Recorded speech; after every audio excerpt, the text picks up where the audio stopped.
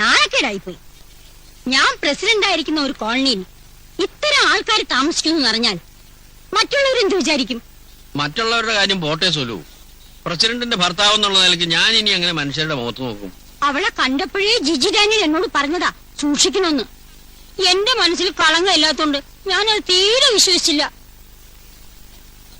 നമുക്ക് ഉടനെ ഒരു കമ്മിറ്റി കൂടി ഈ കോളനിയുടെ മാനം രക്ഷിക്കാൻ എന്താ വഴിന്ന് ഒന്ന് ചർച്ച ചെയ്താലെന്താ? ഞാൻ ഇപ്പോഴതങ്ങോട്ട് പറയാൻ പോവുകയായിരുന്നു.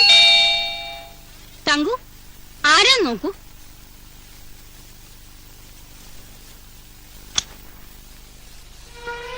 അല്ല, ഇതാരാ? മിസ്സിസ് എഞ്ചിനീയറോ?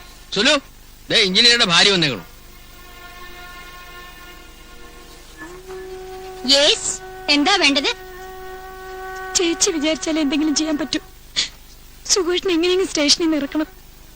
സോറി കാഞ്ചി, എനിക്കങ്ങനെ വിചാരിക്കാൻ ഒരു നിവൃത്തിയില്ല. ഇത്രയും നാണം കിട്ടിയ ഒരു സംഭവം ഇതിനു മുമ്പ് ഈ കോളനിയിൽ ഉണ്ടായിട്ടേ ഇല്ല.